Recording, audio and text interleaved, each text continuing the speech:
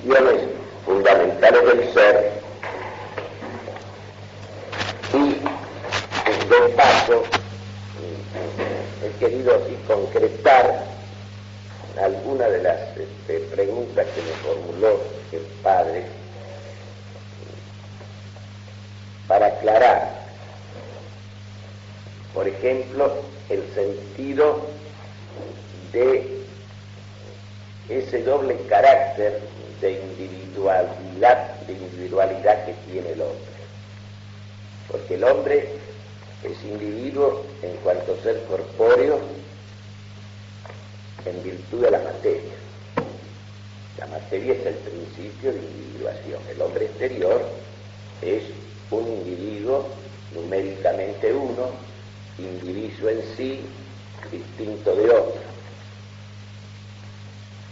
Y hay otra individuación más alta que le viene de la forma, es decir, que le viene de su naturaleza intelectual. Y esa es la que lo constituye en persona al hombre, persona singular, persona individual, exteriormente individuación corpórea, interiormente individuación espiritual, interior. Ahora observen que esto es importante de tenerlo en cuenta porque por tener el hombre un alma inmaterial, participa de la condición de las inteligencias separadas, que por su forma se constituyen y en su forma se constituyen en individualidad. Es decir, que el ser persona, el hombre, le viene de algo que tiene de ese mundo superior de las inteligencias separadas, del cual participa en su mismo ser, en su ser de inteligencia, aunque sea una inteligencia ínfima que necesita de un cuerpo para existir, pero en cuanto a inteligencia es una forma que subsiste en sí misma. Por eso hemos dicho que en los ángeles no hay multiplicación de individuos dentro de la especie, sino que cada ser angélico es único y exclusivo, porque no existe en una materia, su sujeto no es la materia como pasa en nosotros, en cuanto seres corpóreos, sino que su sujeto es la forma misma. Por eso, cuando nosotros pensamos y queremos, el sujeto de nuestros actos es el alma misma, el alma sola, sin el cuerpo. Es como si fuera un ser separado, independiente del cuerpo. Esto es importante, esta distinción. Entonces, está la individuación corpórea, material, que tiene en común el hombre con todos los seres corpóreos que son sustancias individuales, que son individuos. Y el principio de individuación es la materia signata, como se llama, que es la materia circunscrita por sus dimensiones, la materia determinada. Como si Dios diría que mi individuación son mi carne y mi hueso. En cambio hay otra individuación en el hombre, más alta, que le viene de la forma, o sea, de ser una naturaleza intelectual, de ser un alma inteligente, y esa es la personalidad, por lo cual un solo pensamiento del hombre vale más que el universo entero. Es interesante. Justamente llega padre en el momento, buenos días, que estaba yo, digamos, dejando una precisión sobre el problema de persona e individuo. Creo que este texto, en fin, yo lo he redactado dentro de lo que hemos desarrollado para esa precisión. Todo hombre es individuo en su existencia natural, indiviso en sí separado de los otros, Pero esa individuación viene de la materia asignada.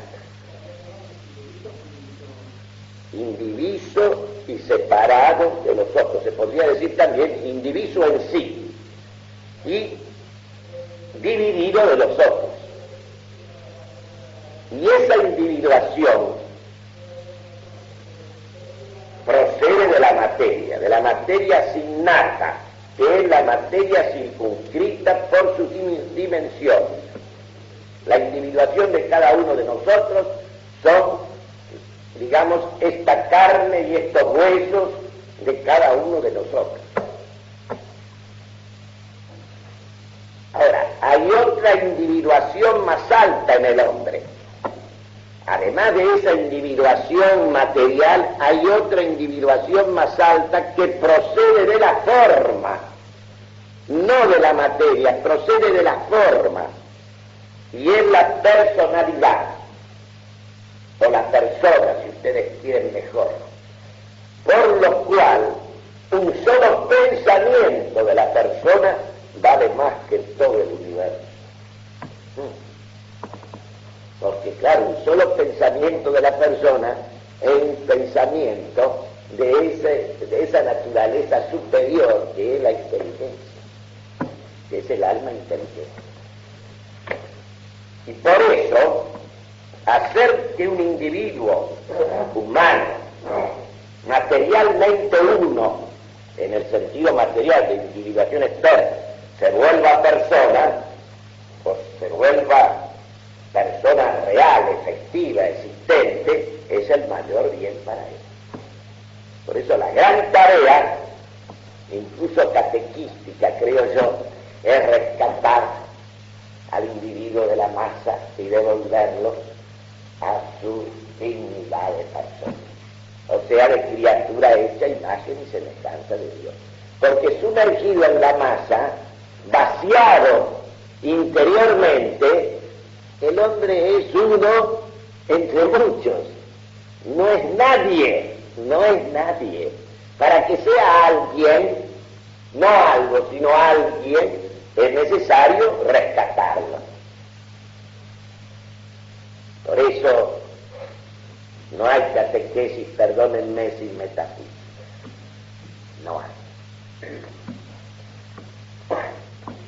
Porque para algo le dio Dios al hombre la inteligencia. Ahora, les decía que justamente esa individualidad que procede de la forma es porque la inteligencia humana, el alma inteligente, participa de la dignidad ontológica de las inteligencias separadas, las cuales subsisten en su forma, no en un sujeto material, sino en su forma. Y por eso los actos más puros y propios del alma inteligente, el acto de pensar, es un acto en que el sujeto es el alma sola. Cuando sentimos, el sujeto del acto es el alma junto con el cuerpo, pero cuando pensamos, el sujeto es el alma sola, lo mismo que cuando queremos, el acto de la voluntad. Entonces, el alma cuando piensa y quiere, procede al modo de los ángeles, lo cual no significa que sea un ángel.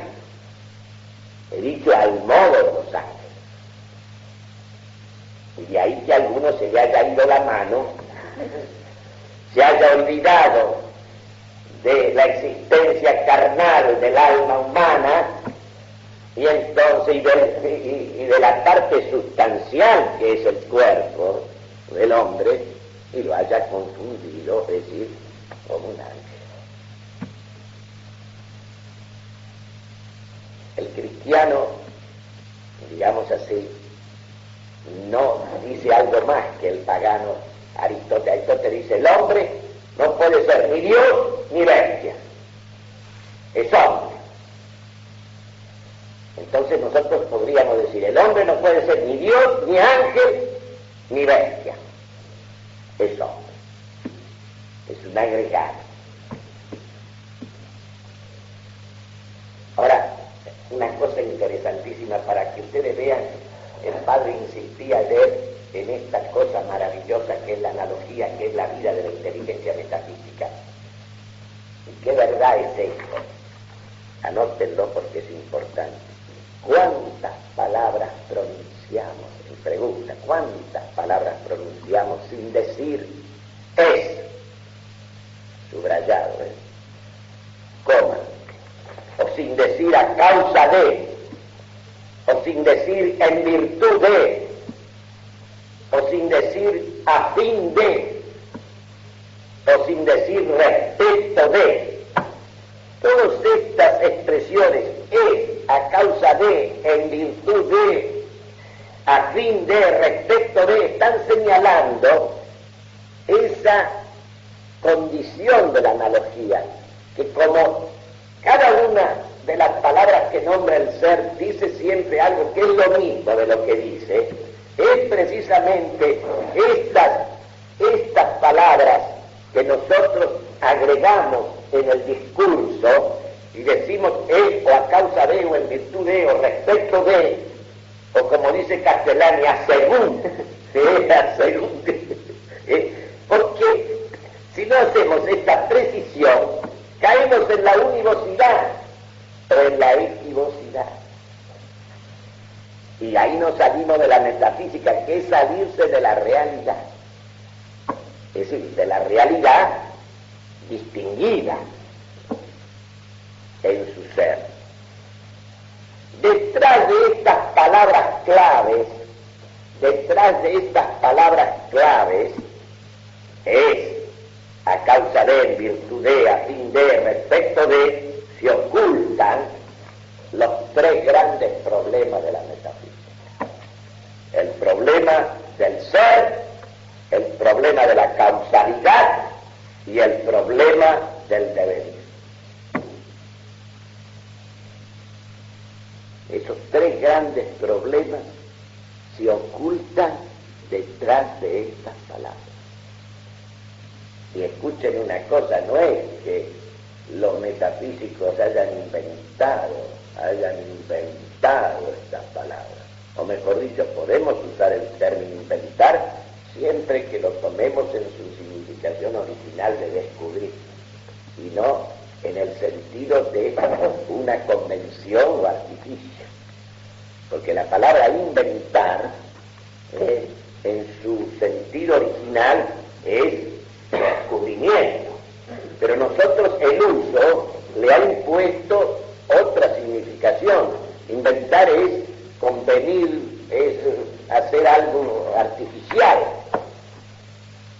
Aunque inventar es propiamente descubrir. Y descubrir es propiamente contemplar. Que es precisamente el carácter de todo acto de la inteligencia, en primer término. La palabra ser puede entenderse como un verbo y entonces significa el hecho de que una cosa existe. Pero observen que siempre es una cosa que existe, un algo o un algo. Como verbo significa el hecho de que una cosa existe. Ya estamos señalando ahí la contingencia del ser como existir, contingente. Y el ser como un nombre, significa ser en el sentido de lo que una cosa es o su esencia. Por eso, llamar a alguien por su nombre es hacer dos cosas. Es identificarlo a ese que llamamos consigo mismo. Es decir, significar su esencia. Distinguiéndolo, al identificarlo con él mismo, lo distinguimos de los otros y lo traemos a presencia. Y la diferencia que tenemos con Dios cuando Él nombra es que cuando Él nombra lo trae a presencia de la nada, lo trae a la existencia.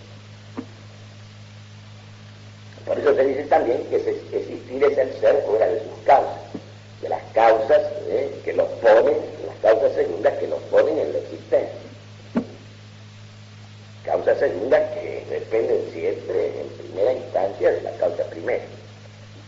Ahora, para que, como el gran filósofo de las esencias, el primero de los grandes filósofos fue Platón, es decir, Sócrates, porque Platón es el testigo, pero no un testigo pasivo, ¿no? Que además de ser un gran filósofo era un gran poeta. Le faltaba ser un místico, pero eso ya no dependía de los dones naturales. Platón no se cansa de repetir que ser, esta es expresión de lo que viene, es uno mismo en cuanto uno mismo. O sea, poseer siempre de la misma manera la identidad consigo mismo.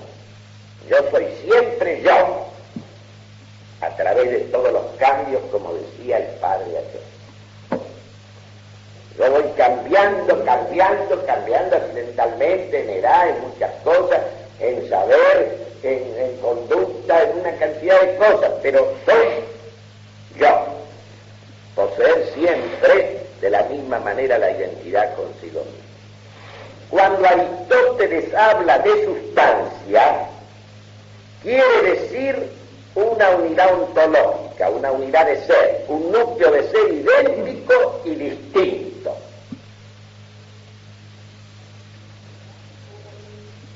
Capaz de definición y de ser definido aparte. Y de ser definido aparte, ¿por qué? Porque en alguna medida se basta a sí mismo, subsiste él mismo, no como el accidente que necesita de la sustancia para existir. Entonces, no son verdaderos seres, no que no sean seres, pero no son verdaderos seres, o lo son en un grado mínimo, con un peso óntico mínimo, aquellos que no tienen capacidad para existir aparte de otro ser, como los individuos, como las sustancias primeras. No son verdaderos seres los que no tienen capacidad para existir aparte de otro ser, y que tan solo poseen el ser del sujeto donde reside, o sea, de la sustancia donde reside. Entonces, la sustancia primera, el individuo, no es ni concepto general, ni idea general, ni mero accidente.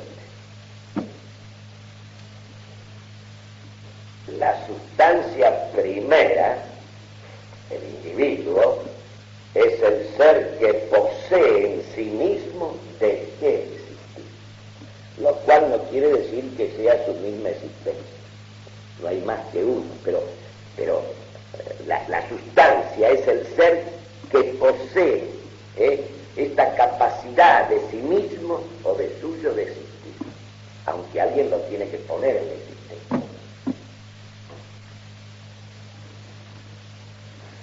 Y además de tener la sustancia capacidad de existir en sí misma, confiere además, por sí misma, confiere además la existencia a esas determinaciones complementarias que son los accidentes.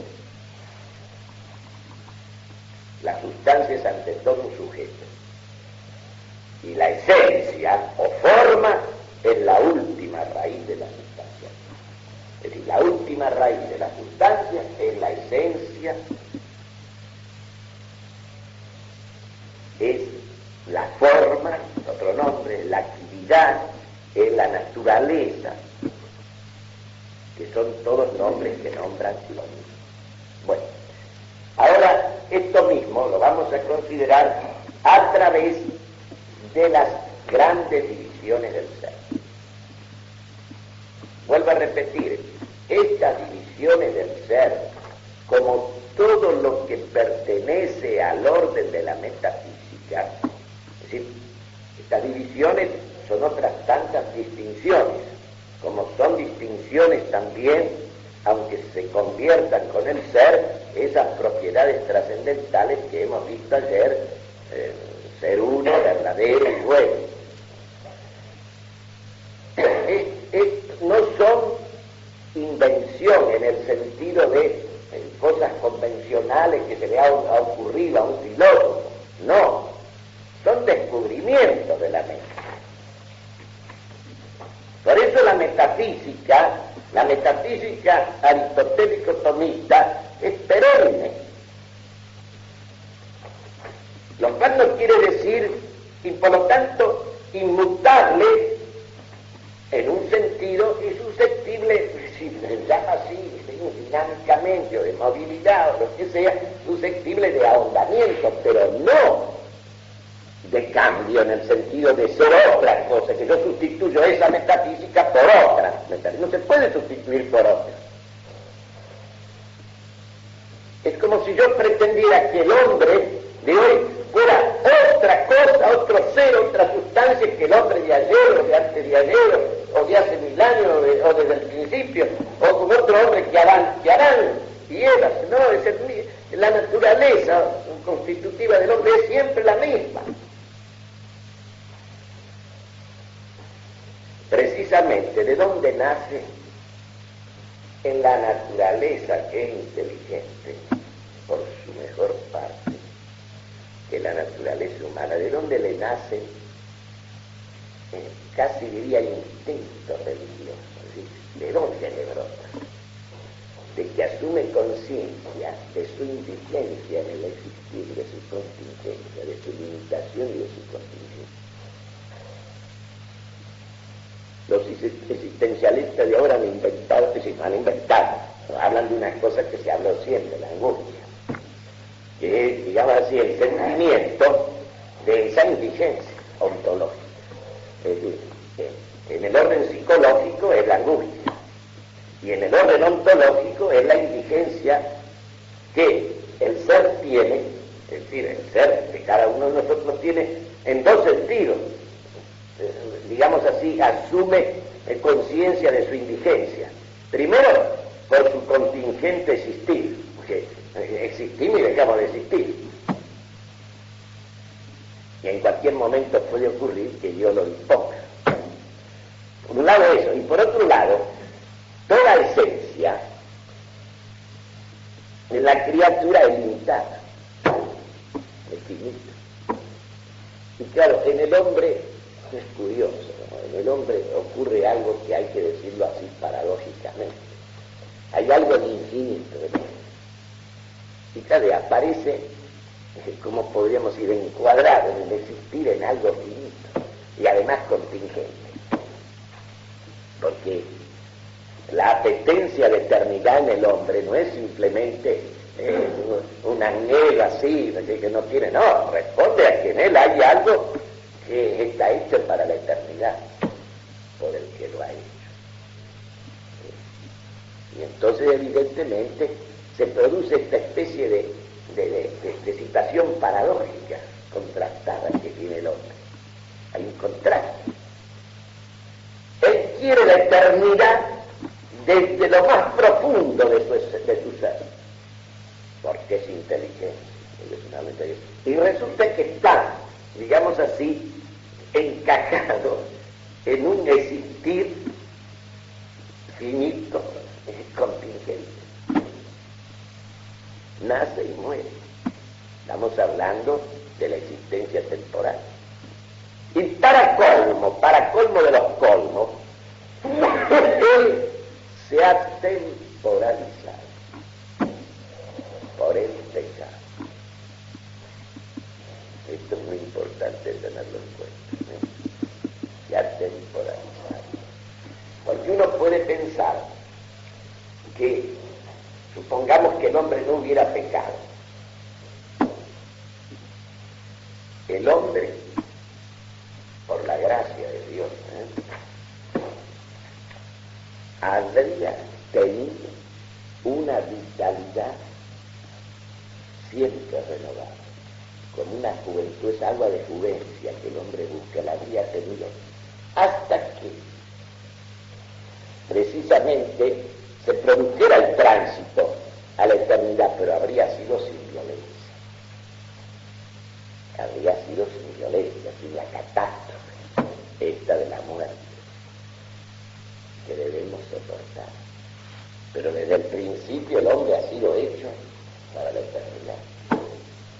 Y por eso, por sobre, digamos, los límites de su naturaleza, Dios le infundió ya gracia, es decir, su fuerza, su presencia en él, para que él, lógicamente, si él no hubiese pecado, no se hubiese apartado, hubiera perseverado en el bien, ¿cuál habría sido el premio? Llegar a ser impecable. Llegar a ser impecable. Hubiera permanecido fiel. Tenía el porqué para esa fidelidad, para esa permanencia. Porque no solamente tenía su naturaleza intacta, sus potencias intactas, naturales, sino que además tenía la gracia de Dios en él. Eso que se llaman las gracias preternaturales. Porque no olviden, y claro, como Dios lo destinó al hombre a un destino eterno por ser, en lo mejor de su ser, una inteligencia separada, tenía que darle, desde el momento que él necesitaba de un cuerpo que se descompone, que se entera, tenía que dotarlo de, digamos así, de una gracia, de dones sobrenaturales que le permitieran abordar la eternidad, porque por sí mismo había una parte en él que se lo impedía. Por eso cuando un Platón, en esas fantasías poéticas, pero de gran sugestión, consideraba el cuerpo como una cárcel, es porque en alguna medida lo es. No es que sea cárcel, entendámonos bien, porque el alma necesita del cuerpo para su perfección de alma, pero esa situación del hombre del pecado hace del cuerpo una carne, como hace del mundo, que si no hubiera habido pecado sería una cosa gloriosa, no se explica, porque sería el esplendor del Creador. Y ese mundo, así como se ha convertido en una cosa negativa y se ha convertido, digamos, en un dominio del demonio, resulta que también nosotros, y en nuestra condición carnal, imagínense, estamos condenados a morir. Dios eso lo habría evitado por una renovación permanente. Eso que el hombre busca afanosamente y vanamente e infructuosamente, un agua de juvencia, ¿no me explico? Es decir, algo que lo rejuvenezca perennemente. Eso es algo que Dios le habría concedido. En cambio, el pecado temporalizó al hombre. ¿Y qué quiere decir temporalizar? Que el hombre está condenado a la decrepitud y a la muerte. Porque es cierto que en principio el cuerpo se puede desintegrar porque es una cosa compuesta. Pero ¿cómo podía haberse evitado eso? Por una vitalidad renovada permanentemente. Es decir, que en vez de producirse esta declinación final, esto que se llama la vejez, y hablo de los que no mueren por otras causas antes, estoy hablando de un desenvolvimiento, en fin, que no se da en todo, por lo menos en mí se está dando, ¿no? En el sentido de que ya he arribado a esta altura. Pero uno sabe que, por ejemplo, el otro día me sometieron un examen, y claro, empiezan a encontrar que hay un poco de diabetes, que tengo una, ¿cómo podríamos decir? ¿Cómo se llama esto de la coronaria? Un bloqueo de la rama derecha, una cosa sin mayor trascendencia. En el fondo de ojo que ya las arterias empiezan a asomar, en fin, algo, ¿no? Una discreta, dijo él, un discreto esclerosamiento que no es ninguna cosa grave, pero son pequeños síntomas pequeños signos de la temporalización del hombre. No es que yo los acepte con alegría, pero los acepto porque está dentro de lo que corresponde. Es decir, no de lo que corresponde, sino de lo que tenemos que aceptar. Eso es la temporalización. Y todo el existencialismo, el existencialismo juega ¿con qué? Con el mero existir. El mero existir, si yo lo vacío de la sustancia, es decir, de la esencia, y claro, el mero existir es una cosa finita, hecha para la muerte, no hay ninguna duda, uno existe para la muerte. Si yo le quito al hombre eso que en él hay, que está, digamos así, en función de lo eterno y que es eterno, y claro, el hombre visto así, en su individuación material, en su condición material, corpórea, evidentemente es cierto, es un ser para la nada, es un ser para la muerte, uso los términos que usan ellos. O como dice Sartre, ¿no? El hombre está ahí para nada. No. Y en verdad, vistas las cosas con ojos demasiado humanos, existimos al puro botón. Para no decirlo en criollo con una fórmula más concreta y metafísica también, Bueno, el ser, como ser, se divide en esencia y existencia en primer término. Ya hemos visto esta división. El existir es la actualidad de la esencia, es la presencia aquí ahora de la esencia.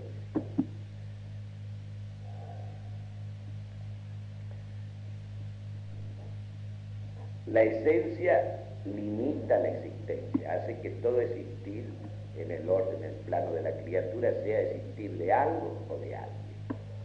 Algo o alguien constituido por una esencia que lo hace definible.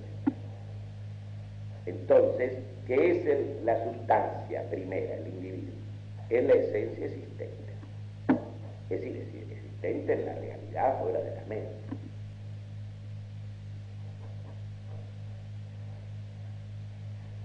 Luego está la división en acto y potencia.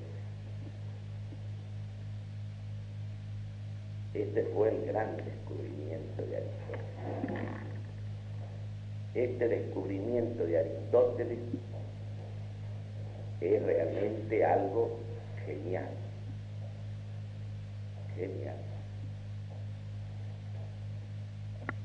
No inventó él esta distinción, pero esta distinción es fundamental. Primero, en base a esta división es que podemos entender el movimiento, el cambio, el famoso cambio. El famoso cambio.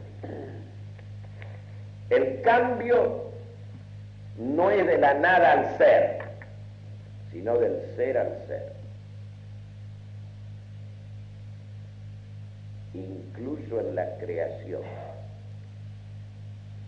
en el acto creador de Dios, porque es del ser supremo al ser que inviste cada criatura que le ha dado el ser supremo. Porque ¿qué es la criatura? Un efecto total de esa causa, que es la causa primera. De manera que aún en el acto creador es del ser de Dios al ser de la criatura, por obra del ser de Dios. Claro que uno dice, ¿qué quiere decir que Dios crea de la nada? Esto hay que entenderlo. La nada no es nada. Lo que se quiere decir es que cada criatura, en lo que la constituye, en lo que es, en lo que tiene, no hay en ella nada que sea de ella, sino que todo lo que tiene, como dice San Pablo, lo ha recibido. Entonces, si yo la considero la criatura, dice, ¿qué tiene la criatura o qué es la criatura que sea o posea, digamos así, por ella misma? No tiene nada. Es decir, es una forma negativa de decir que todo viene de Dios. Entonces, creación de la nada no quiere decir que existía una nada y entonces Dios le puso allí el ser. No, Él simplemente nombró las cosas y las cosas surgieron a la existencia. Pero no surgieron, digamos, porque eran nada y pasaron a ser. Que no eran nada quiere decir que no existían, no eran. Nosotros, en cambio, cuando producimos algo necesitamos de una materia y a esa materia le incorporamos una forma, una idea que tenemos en la mente. Es decir, conformamos esa materia de acuerdo a esa idea en vista del fin que nosotros queremos obtener o lograr. Por eso vuelvo a repetir, es inapropiada, es una analogía, pero es una analogía remota, mucho más remota que otras actividades del hombre, decir que Dios, que el trabajo humano, el hacer humano es, digamos, imagen y semejanza de la creación divina. No, porque allí hay una cosa en el hacer humano que establece una radical de semejanza, porque el hombre necesita de una materia, necesita de dos cosas que en el fondo ya son, porque la idea que tiene en la mente responde a un ser, a algo que es, y luego necesita de una materia para incorporarle esa forma. Entonces resulta una manera confusa, no suficientemente precisa, y decir que Dios crea trabajando para anular a los obreros, a los manuales. No, la actividad que en el hombre es realmente análoga dentro de la distancia infinita a la actividad creadora de Dios es la actividad intelectual, la actividad contemplativa, y más precisamente porque se trata de la inteligencia abstracta y discursiva del hombre, la actividad que es realmente imagen y semejanza de la actividad creadora de Dios es la actividad definidora de la mente, definidora de la mente, el arte soberano de la definición. Qué cosa linda. Porque cuando nosotros nos apartamos de la definición, ahí comienza la confusión. Lo mismo en el plano natural que en el sobrenatural. No es así fácil. Por eso estos que cambian la fórmula, no es un cambio de palabras. No. Cosa. O diríamos la esencia, el arte soberano de la definición. Por eso ayer conversábamos y decía, no, hay dos modos de hacer política. O la política es una sabiduría o es una habilidad. O es algo puramente pragmático, o es algo que tiene su fundamento en la contemplación de lo que es. Porque la prudencia es virtud moral, pero es intelectual, es sabiduría práctica. Pero ¿qué obra la prudencia? Obra la realidad. Y para obrar la realidad, la tiene que poseer la verdad. No hay otro modo. ¿Cómo va a obrar usted de acuerdo a la realidad si no la conoce? Quiere decir que la sabiduría, esa es. Hay una política que es sabiduría. Vamos a dar un nombre, Oliveira Salazar. Y hay una política que es pragmatismo puro, Juan Domingo Perón. Para hacer un distingo que comporta una distinción, ya que hay que poner ejemplo, lo ponemos. Pragmatismo quiere decir sentido práctico útil, es decir, de utilidad. Quiere decir, por ejemplo, actuar en cada momento en vista del éxito. En vista del éxito. Entonces, claro, yo tengo que renunciar, vamos a poner por caso, a la verdad, porque la verdad molesta muchas veces, provoca reacción, aparta. Entonces, yo tengo que sustituir la definición por la adulación. En cambio, si yo adulo, yo me atraigo a la gente, no hay ninguna duda de eso. Y serán pocos los que digan como el personaje de Shakespeare. Un personaje le dice al otro, un diálogo, pero no me acuerdo en qué obra. No es en Coriolanus. Antonio y Cleopatra, no me acuerdo, así que no quiero. Pero lo que me acuerdo sí es lo que dice. Resulta que el otro lo está adulando. Y ella dice, porque creo que es una mujer, me dices palabras halagadoras para que yo no sea noble conmigo. Me dices palabras halagadoras para que yo no sea noble conmigo mismo. Hay palabras que son eternas. Hasta delante de Dios creo que van a tener valor. Claro, ahí ya no va a haber problema de adulación, no, pero sí. Pero quiero decir que uno se da cuenta que aquí hay sustancia determinada. Porque ser noble con uno mismo es ser lo que uno es. No sé si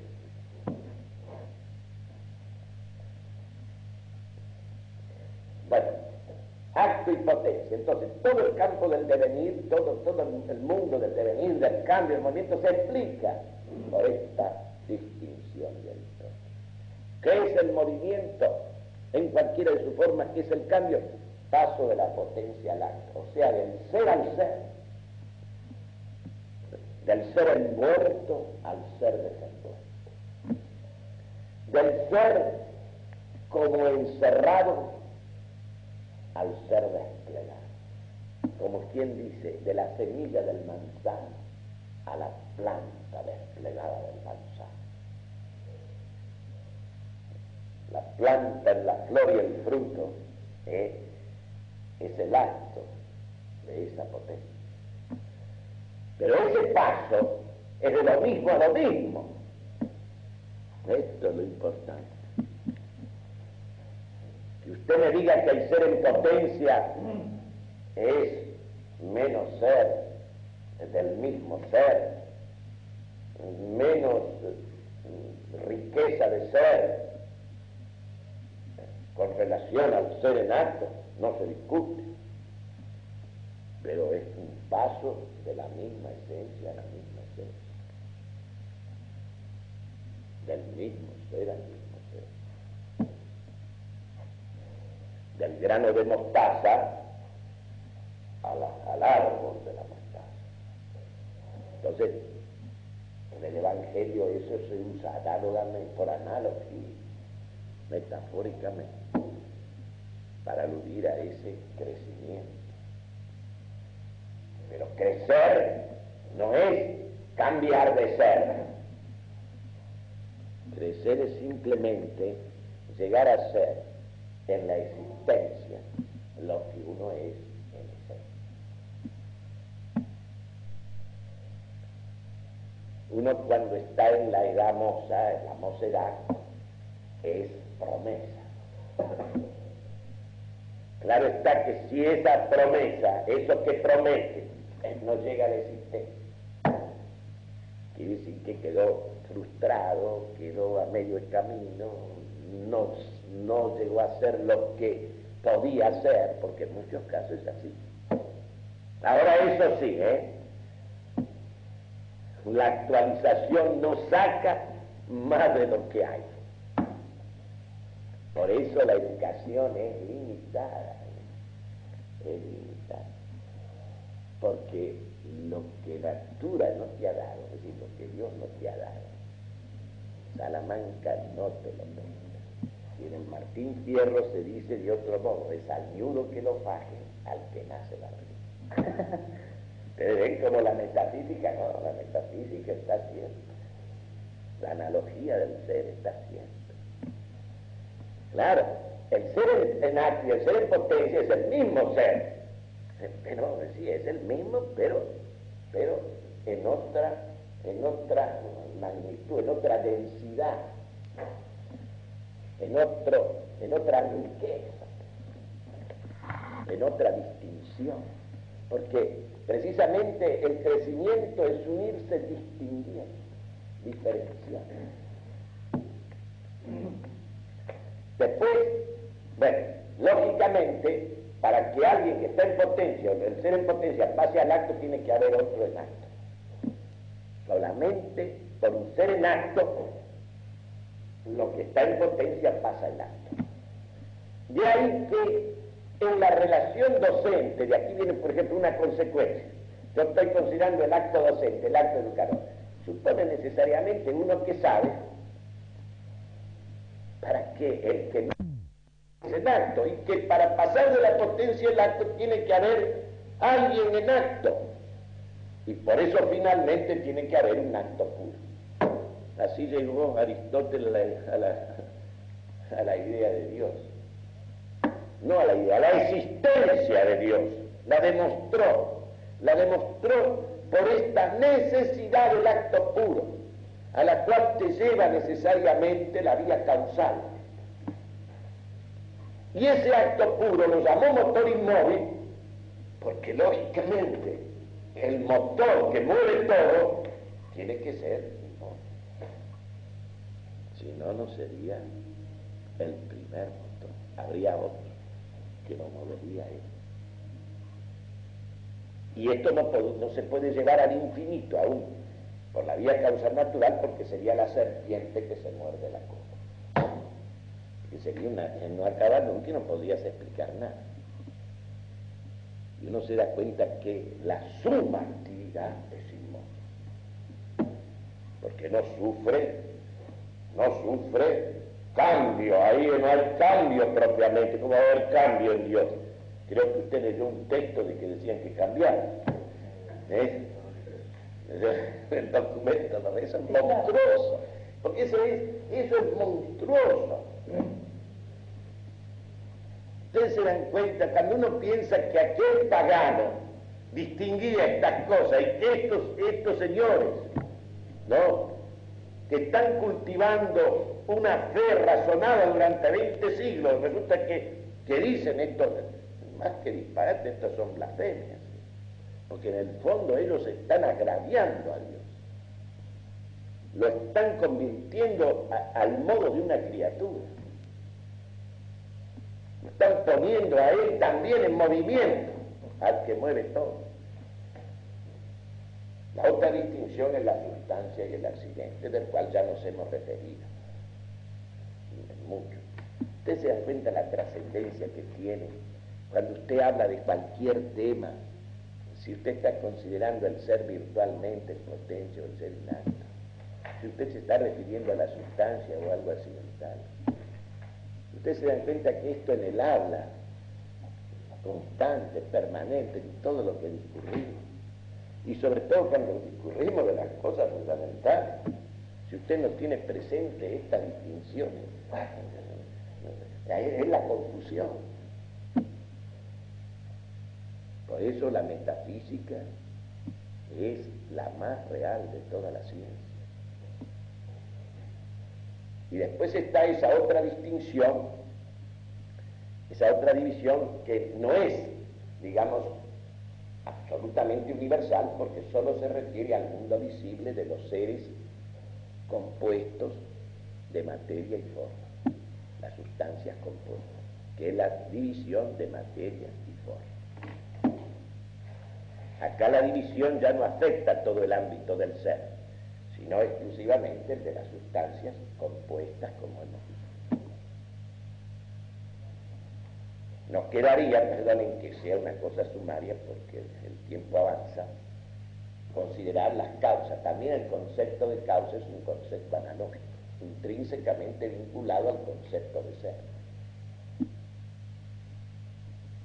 Aristóteles distinguió 4 especies de causa.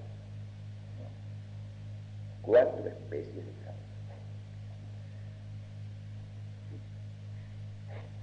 Vamos a empezar de abajo para arriba. Causa material. La causa material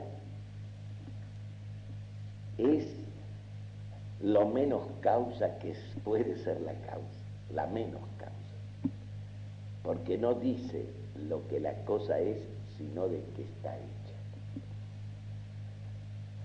Como una mesa, es de madera, está hecha de madera, esa es la causa material. Podría estar hecha de hierro y seguiría siendo mesa. Después está la causa formal, el qué. La primera responde a la pregunta ¿de qué está hecho? La otra ya es directamente el qué, la actividad, la esencia, la forma constitutiva, la naturaleza. ¿Qué cosa es esta? Es decir, ¿qué esencia es esta? Y ahí está el principio de la definición y también el principio del razonamiento, el principio de la demostración. Porque la demostración va de la esencia a la esencia. Después está la causa eficiente, el que responde a la pregunta ¿por qué?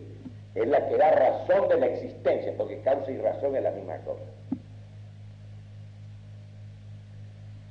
Razón del existir, razón del nacimiento de una cosa, razón de la producción o fabricación de una cosa, y razón también de toda la creación, porque toda la creación supone una causa eficiente absoluta. Observen que la materia y la forma son razones intrínsecas en la criatura, porque forman parte de lo que ellas son. En cambio, la causa eficiente es extrínseca. Por eso se dice, cuando se define la existencia o el ser en la existencia, el ser que existe fuera de las causas. En realidad, ¿de qué causa? De la causa eficiente. Y luego está de la causa final. La causa final. De estas 4 causas es la que se responde la pregunta ¿para qué? La razón para qué existe una cosa. De estas causas, la suprema es la causa final. Final. Por eso lo primero que hay que preguntar siempre es ¿para qué? ¿Para qué? No hay cosa más monstruosa que el movimiento por el movimiento mismo, la acción por la acción misma. Una cosa que no tiene sentido. Siempre hay que preguntar ¿para qué? ¿Por qué? Imagínense, es como pasa con la virginidad. Para justificarla hay que establecer ¿para qué? ¿Para qué? Si es para consagrarse a Dios, entonces tiene justificación. Si no, no la tiene. Sería al puro botón. Dios ha establecido el orden debido en que perder la virginidad no es perder de ninguna manera la pureza y la posibilidad de encaminarse al fin último. Porque por eso el puritano es siempre una cosa repugnante. Lo más repugnante del mundo es un casto por avaricia. Sería el colmo. Es el colmo. Se dan cuenta que hay esos tipos que por no gastar son castos. Perdone, pero es real, este padre lo sabe. Y ustedes también.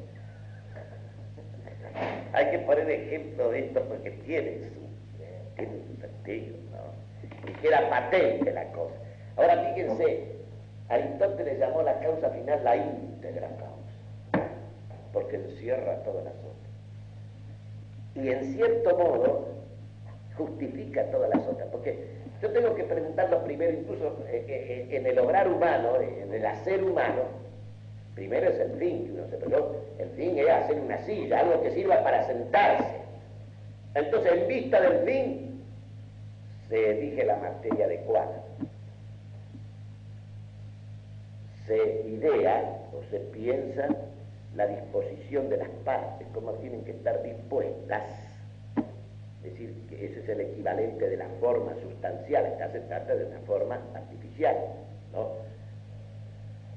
Pero uno ve, y además el que obra, el que hace, es decir, el que incorpora esa forma a esa materia, lo hace en vista del fin.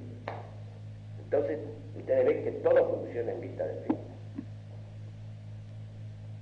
Por ejemplo, si un ebanista quiere hacer un mueble determinado, claro, vamos a hacer un mueble fino, lo que se dice, un mueble fino, no busca cualquier madera, no, empieza por elegir la madera más adecuada para eso que quiere fabricar. Luego tiene que tener el modelo, al menos en la cabeza, la idea, la forma. La forma no se refiere a la forma exterior, porque una silla puede tener muchas formas interiormente. Lo importante es que la forma incorporada de esa materia sirva para cumplir el fin. Y toda la actividad eficiente que va produciendo, que va haciendo, que va obrando, que va operando ese cambio que es el hacer, está dirigida hacia el fin. De verdad que el fin es todo, el para qué. El para qué y el qué. Y eso es lo que el cartesianismo ha arrebatado, es decir, ha mutilado la mente. La causa formal y la causa final la han hecho desaparecer. Entonces la gente habla del arte por el arte mismo, el cambio por el cambio. Hay que cambiar como si el cambio pudiera ser un fin. La novedad por la novedad. O como decía Kant, que hacía el puritanismo por excelencia, consideraba que toda moral, empezando por la cristiana, era una moral heterónoma. Heterónoma quiere decir que era una moral viciada, una moral inmoral, porque uno hace el bien para salvarse, para gozar del paraíso, o sea, por el premio. Y eso él lo consideraba una especie en fin, no solo de defecto, sino de vicio de la virtud. Hay que ser el bien por el bien mismo, el deber por el deber mismo. En el fondo, todo eso ¿para qué? Para no nombrar a Dios, no sé si para sacarlo del medio. Y para poner al hombre por encima de todo. Entonces él tiene una imagen que dice, el hombre, es el hombre que lo pone a Dios porque se le da la gana a él, ¿no?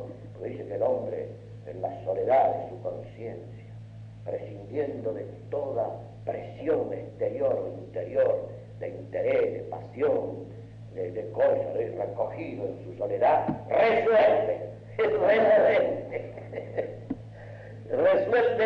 darse la ley moral y saca una ley que es una pura formalidad extrata, obra de tal manera que el principio o la norma de tu acción pueda ser erigida en ley universal. Si la voluntad autónoma, absolutamente autónoma, la autonomía absoluta de la criatura. Entonces toda moral, por ejemplo, que pone a Dios, pongamos así, como Dios evidentemente es extrínseco al hombre, y evidentemente es cierto, como dice, le atribuyen a Teresa aquel famoso soneto, no me mueve mi Dios para quererte, el paraíso que me tienes prometido.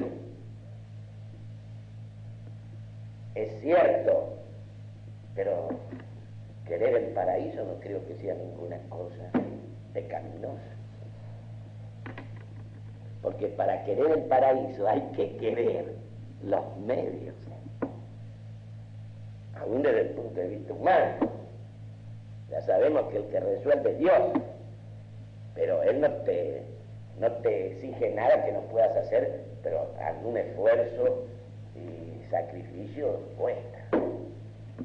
Y aún así, con temor y con temblor, en su infinita misericordia, esperamos que nos descuente o no tenga en cuenta muchas macanas que evidentemente hacemos. Pero eso de que el premio sea, como ha pasado, que no hay que premiar. Ustedes saben que han suprimido en la universidad las notas, ¿no? Ya no hay más sobresaliente, distinguido, por ejemplo, ni siquiera 10, 9, 8, sino aprobado o desaprobado. Porque es ofensivo, ¿no?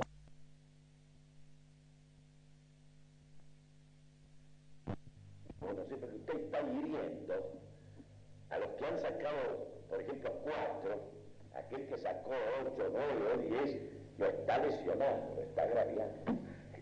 Es una grave, es una grave. Ahora, lo único que falta, es decir, después han puesto la aprobación del grupo, ¿no es cierto? De todo el grupo, sin discriminación, de lo que cada uno sabe. Y ahora lo único que falta es suprimir el desaprobado. Claro, suprimir el desaprobado, entonces ya no se lesiona más a nadie. Ya es el respeto a la persona humana, decir, a la condición no ha llegado al grado máximo. Han suprimido toda la diferencia, toda la distinción. Y ustedes se dan cuenta lo que esto significa. Lo que esto significa. Muchas veces uno habla con las personas y las quiere llevar a la conciencia de la gravedad, porque esta es la verdadera pudrición, este es el verdadero vaciamiento, porque el vacío es pudrición, porque vaciar es privar de lo que tendría que tener. Y eso es pudrir, porque la pudrición es precisamente ir despojando de aquellas calidades, de aquellas virtudes, de aquellas perfecciones a una cosa que debiera tener, o impidiéndoselo alcanzar. En una palabra, porque tenemos, en fin, hemos llegado al final, o sea, al final no, interrumpimos acá. Ya vamos a continuar si Dios quiere, ¿no? Pero es evidente que la metafísica, cuando Aristóteles dijo que era la ciencia soberana y dijo algo más que era divina. ¿Y saben por qué dijo divina? Porque siendo la ciencia del ser, ¿en qué culmina? En la ciencia del ser absoluto. Es divina porque en última instancia se ocupa de Dios y de lo que es de Dios en las criaturas. Se ocupa de la eternidad y de esa cifra de eternidad que cada criatura encierra, en cuanto en ella hay un resplandor de la luz de Dios. Hay un nombre que Dios ha depositado en el fondo de ella, hay una esencia. ¿Cuál es la manera de quitarle al hombre el sentido de Dios, del absoluto, de la eternidad, de la trascendencia? Es mutilar la inteligencia, es decir, disminuirla para las verdades esenciales y limitarla a las verdades accidentales.